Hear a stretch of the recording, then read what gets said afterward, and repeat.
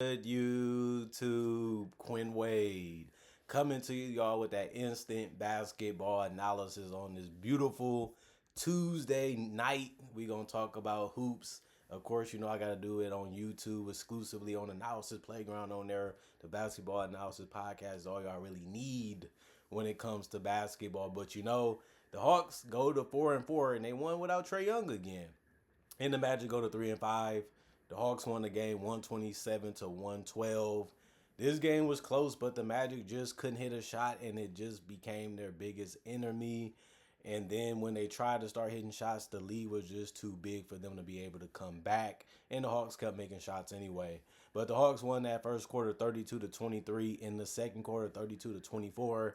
To be honest with you, the game was basically over at that point. They were just waiting to see what could happen and then trying to wait for that buzzer to sound because they also won the third quarter 34 to 30. But Orlando did win the fourth quarter 35 to 29. But like I said, it didn't really matter at that point because they was already down by too many points.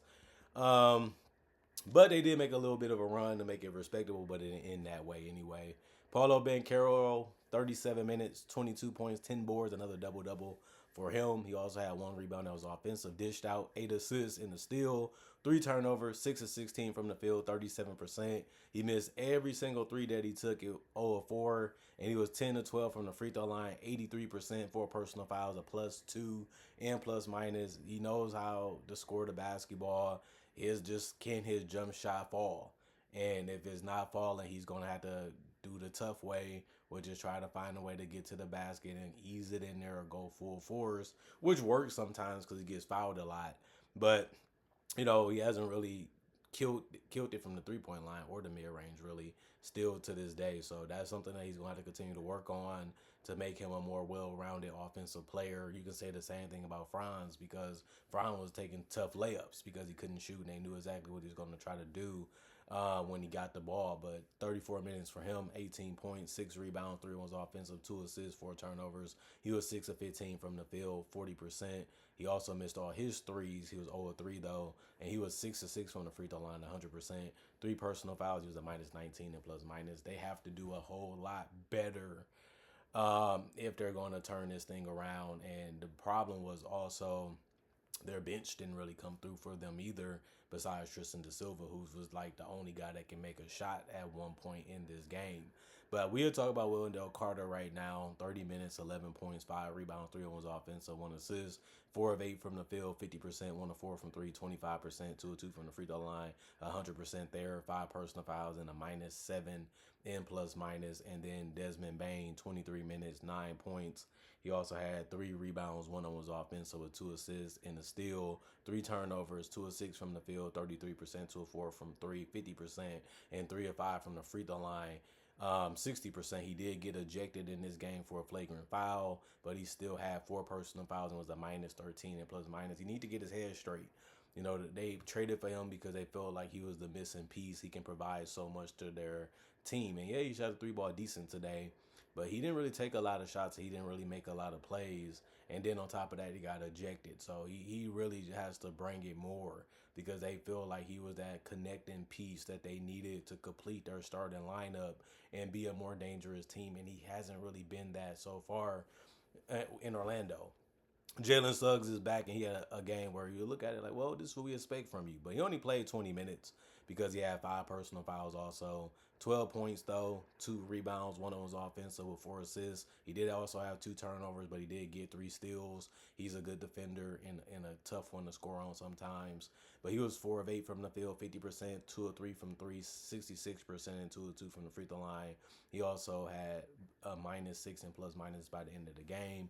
Jonathan Isaac, 9 minutes, 2 points, 2 rebounds, 1 of 3 from the field, 33% on 2 from 3. Didn't make any, and he also took no personal fouls or free throws, you can say. Well, he had no personal fouls and shot no free throws. It was a -12 and plus minus. And like I said, Tristan da Silva delivered 20 points for them, 25 minutes, 4 rebounds, 2 of them was offensive, 2 assists, 2 steals, 3 turnovers, 8 of 11 from the field, 72%, 4 or 5 from 3, 80% there, 2 personal fouls. Um, this was a game where they needed something, and he was the only one providing it, and he kept it in that 13, 14, 15 range for them, but it never was able to help him out enough to where they can make a great comeback attempt to be able to win this one. Noah Pinda played 2 minutes, 4 points, 2 rebounds. They all was offensive. 1 of 3 from the field, 33%. 2 of 2 from the free throw line, 100%. A +1 and plus minus. Goga Batase also had 4 points in 13 minutes. He had 2 rebounds and also 1 of 1 from the field. Not only that, he went 2 of 2 from the free throw line and had 3 personal fouls. And then Tyus Jones played 8 minutes. He didn't score at all, but he missed his only attempts. That was threes, and he took no free throws. So that was just a bad performance from him. But he didn't play a lot of minutes. He still got an assist and a steal, and he was a -7 and plus minus by the end of the night. And then Anthony Black, 26 minutes, 7 points, 4 rebounds. One of them was offensive. He also had 3 assists, a steal, and a block, and a turnover. He was 2 of 7 from the field, 28%. 1 of 4 from three, 25%. It was basically saying you can have those threes. We don't really want you driving or penetrating. We'll give you the three. But he still went to the free throw line and made all of them 2 of 2 there. 2 personal fouls in the -12 and plus minus. Jet Howard, 6 minutes, 3 points for him. 1 of 2 from the field, 50%. It was all threes, and he took no free throws. 2 personal fouls and a -1 and plus minus.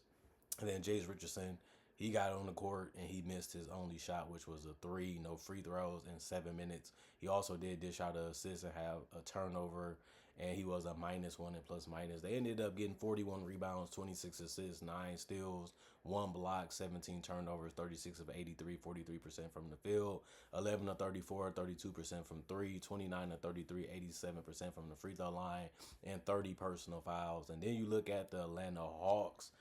They just ran all over the Magic throughout the entire game, got off to a great start and kept it up. And they were scoring easily on their defense. And Jalen Johnson, 33 minutes for him, 17 points, 6 rebounds, 5 assists, and a steal. He did have 3 turnovers. That actually was the worst part of his night besides having 4 personal fouls. They was running into him, and he was trying to find a way to get to the ball, but it didn't work all the time for him. 6 of 11 from the field, 54%. 1 of 2 from three, 50%. He did go 4 of 5 from the free throw line, 80%. And he was a -1 and plus minus. He's really good at attacking the basket, and he comes at you, and he's not afraid of you touching him or banging into him.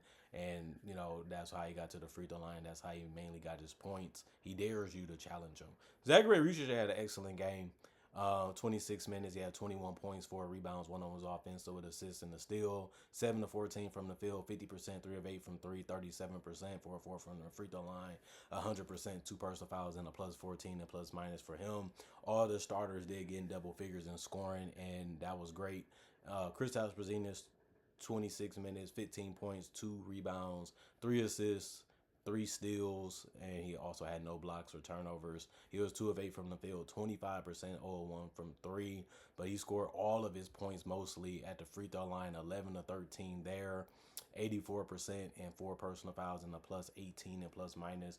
Just knew how to use his body, just knew how to get in the right areas, and he just was a magnet for getting touched up in this game. The Alexander Walker had another good one. 32 minutes for him, 20 points, 1 rebound, 2 assists, 1 block, 7 turnovers, which was the worst part of his night besides having 4 personal fouls. He was also 6 of 11 from the field with 54 percentage, 3 of 5 from three, 60%, which was great. And he was also 5 of 6 from the free throw line, 83%. And he was a +5 and plus minus. Dyson Daniels, 35 minutes, 18 points, 6 rebounds. One of them was offensive with 6 assists and 2 steals, 3 turnovers. He was 8 of 9 from the field. 88%, of course, he took shots that he should be making, and he did, so you got to be happy about that. He also made a three, and that was the only shot that he took from three. He only took 1 shot from three. He was 1 of 2 from the free throw line, 50% with a personal foul, and was a +25 and plus minus. This is the Dyson Daniels we expect him to be, and he's finally performing at that level now. Hopefully he can keep it going. Yeka Kongwu, 27 minutes, 14 points, 7 rebounds, 1 of them was offensive, 3 assists, 1 steal, 1 block, 1 turnover, 3 of 5 from the field, 60% there, 2 of 4 from three, 50%, and 6 of 7 from the free throw line, 85%. 4 personal fouls and a -1 and plus minus. Mohamed Gay, 18 minutes, 5 points, 3 rebounds, 2 of them was offensive, 3 blocks, 2 of 4 from the field, 50%, 1 of 3 from three, 33%, or 1 from the free throw line. And then he had 2 personal fouls and was a -1 and plus minus. I loved his defense. He was catching people out guard. They were saying, "You come get it," and he was going up there to get it, and it worked out for him. And he only had two personal fouls, so he wasn't fouling that much, even though he didn't play that many minutes. And Newell, Asa, 1 minute, he also didn't do anything because of that, but get a personal foul was a -2 and plus minus. And then you had Luke Kennard. He played 20 minutes. He finished with 6 points, 1 rebound, 3 steals, 3 turnovers, 40% because he went 2 of 5 from the field. But he also went 0 of 3 from the 3-point line, but made 2 of his free throws. So 2 of 2, that's 100%. One personal foul plus 6 and plus minus. Keaton Wallace, 11 minutes, 4 points, 3 rebounds, one on his offense, so 2 assists, 1 block, 1 turnover, 1 of 2 from the field, 50%. It was threes that he took, but he also went 1 of 2 from the free throw line, 50% there, -1 and plus minus. Caleb Houston played 1 minute, didn't do anything because of that. And Creechy, 11 minutes, 7 points, 1 rebound, 1 assist, 3 of 3 from the field, 100% there. 101 from three, 100% there. Also, one personal foul in the plus 13 and plus minus. They ended up having 34 rebounds. They got out rebounded in this game, and they also got out assisted with 23 compared to the 26 that the Magic had. They got more steals with 11. They won that one by 2, and they had more blocks by 5. They had 6 compared to the Magic 1. They committed one more turnover, 18 as a team, but they shot 40 of 72, 55% from the field. A lot of their shots came in the paint, and even the ones that didn't come from the paint, they still shot 13 to 30 from 3. 43%, that was really good, and 34, 42, 81% from the free throw line, and they did commit less personal fouls with 24, although they did shoot almost 9 more, well, they did shoot 9 more free throws. So that was really good for the Atlanta Hawks. And this is a game that they needed to win because they're trying to be a playoff team. They're not trying to be a play-in team. And they do have the talent to be that. They do have the talent to do it. And that's why they got to win games like this. You got to beat the good ones, the bad ones, the ugly ones, and also the great ones, or the teams that are still trying to figure things out early in the season. And this is a game that they was able to win, and they needed it. You know, even if Trae Young's not out there, you still have a lot of talent. You still have a lot of two-way players. You still have size. You still have a decent enough bench. And they didn't make an excuse. They came in and got what they wanted, which was the win, and they got to be happy about that. And the Magic, I just don't know what to tell them, man. A lot of the things that we thought would be healed and cured hasn't really become that so far this year in the season. But they ain't even 10 games in. Maybe they figure out some more things. Maybe they start getting a little bit hotter from 3. Maybe they just make their shots that's open. Or maybe they just get to the free throw line more and make majority of those and be better defensively. Whatever their philosophy or their strategy is, it's not working right now. It's looking very bad, but they still got time to figure it out. And this is going to be a conference where you can win probably below 500 and still make the playoffs. So at the end of the day, that's going to be their goal, is to make it in and see what happens. And we'll see if they're able to correct these things or fix these things or change things. And that's the coach's job and the player's job to do, especially because they have a lot of talent on this roster and they should be doing better. But it's a long season, so we can't go overboard with it or panic because they have been in games. They have had chances to win. They just didn't get it done.